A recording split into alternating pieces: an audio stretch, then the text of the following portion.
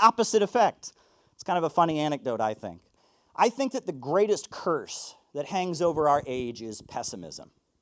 Pessimism is far more dangerous than anything, right? Ideologically, right? You can talk about people thinking capitalism is a great system, or you can talk about people, having illusions about how the world works. But when people are pessimistic, when they don't believe that tomorrow is going to be better than the previous day, when they don't think that waking up in the morning is going to give them something hopeful to look forward to, that is the most dangerous feeling.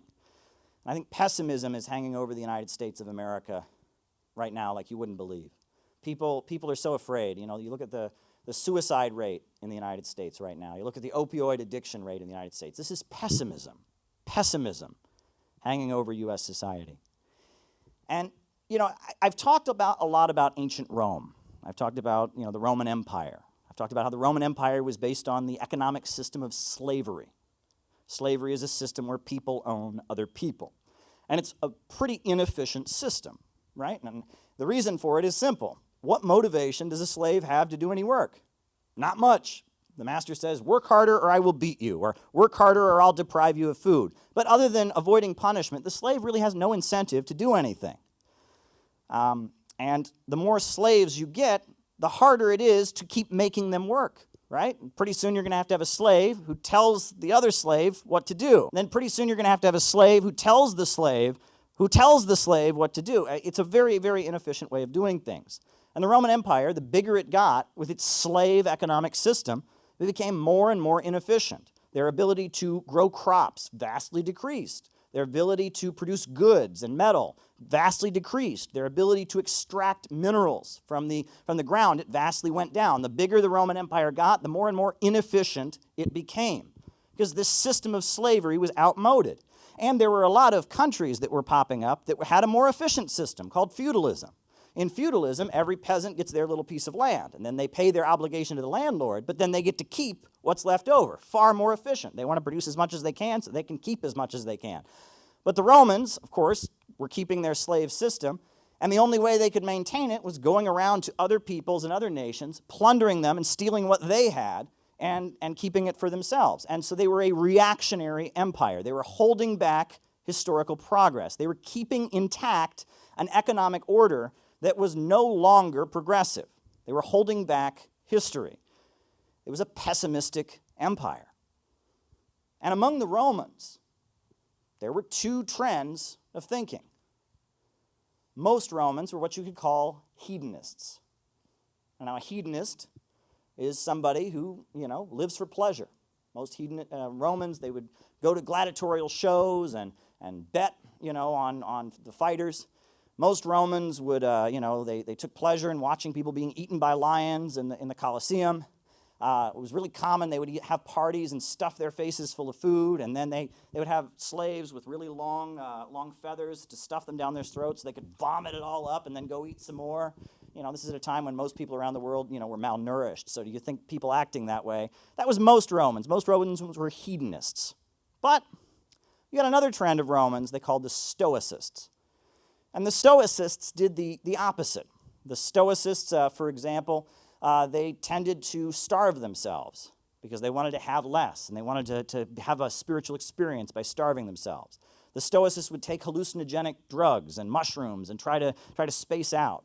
The Stoicists, they were famous for paying lots of money to see lectures by these philosophers who telling them that they should live less and have less. The Stoicists, they were known to whip and flog themselves. They were known to worship different gods from around the empire.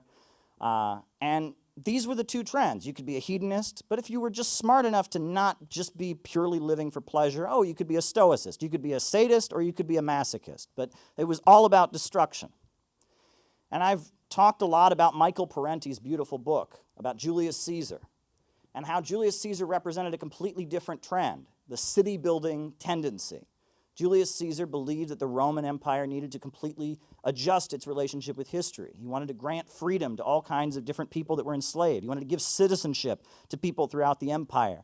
I was reflecting on Julius Caesar and how he wanted to turn the various cities throughout the empire, like Alexandria and different capitals, in Gaul and elsewhere, He wanted to turn them into prosperous centers of trade. And I thought, it's funny. Julius Caesar was pretty much advocating a 73 BC version of the One Belt, One Road initiative. He was trying to transform the way the Roman Empire operated. He wanted the Roman Empire to be a force of progress around the world. He wanted to be lifting up people, empowering whole countries and nations, letting them be part, letting them have citizenship. He also wanted to empower the citizens within Rome. He was a champion of the proletarians. The proletarians, right? Who are the proletarians? Those are people that weren't slaves. They weren't owned by anybody else, but they didn't have any property. They had to rent where they lived. They were craftsmen. They sold their labor power. And Julius Caesar was loved by the proletarians. And Julius Caesar, of course, we know what happened. We learned about it from William Shakespeare. He was stabbed to death. And those greedy Roman senators who owned huge tracts of land, on some level, they probably knew that their empire needed to start changing the way it operated. But they were too greedy in the short term. They wanted so much in that moment. And they saw Julius Caesar, who was imposing taxes on them, who was talking about redistributing land. They saw him as a threat. So they stabbed to death the only person who could have saved their empire because they were in love with their own profits. There's the play by William Shakespeare. Michael Parenti in his book is very critical of that play. But it's interesting because if you read the play by William Shakespeare, Shakespeare, it seems in the play, is kind of dealing with the human relationship with power and authority. At the beginning of the play, Mark Antony, Brutus, they all get together and they kill Julius Caesar. But then they spend the rest of the play trying to figure out if they did the right thing.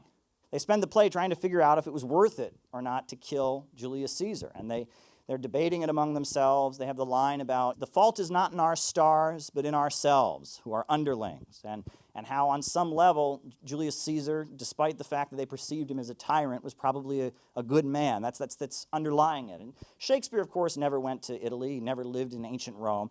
He was writing about the human relationship with power and authority. And it's kind of the question of state power, right?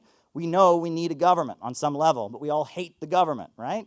A child knows they need their parents, but on some level hates their parents. This is a natural part of the human condition that Shakespeare was writing about. I also thought it's worth mentioning, that the book, The City of God, one of the key texts of the Christian religion, is written from a very defensive standpoint because the early Christian church was a little bit embarrassed about the fact that almost simultaneously, when the Roman Empire converted to Christianity, it collapsed.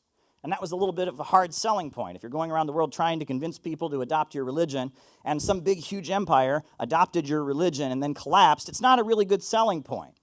But it's interesting, if you read The City of God, which is still a very important text, the development of Christian theology, if you look at it, you kind of don't even, the book's not even necessary. Right? Because if you look at the teachings of Jesus, Jesus was not advising people on how to go out and build mighty empires that conquer and destroy people. Jesus said the last shall be first and the first shall be last. So the fact that the Roman Empire would collapse, an empire based on slavery and exploitation and killing would collapse when they adopted the teachings of Jesus, makes kind of perfect sense. There's no reason to be defensive about it at all, I think.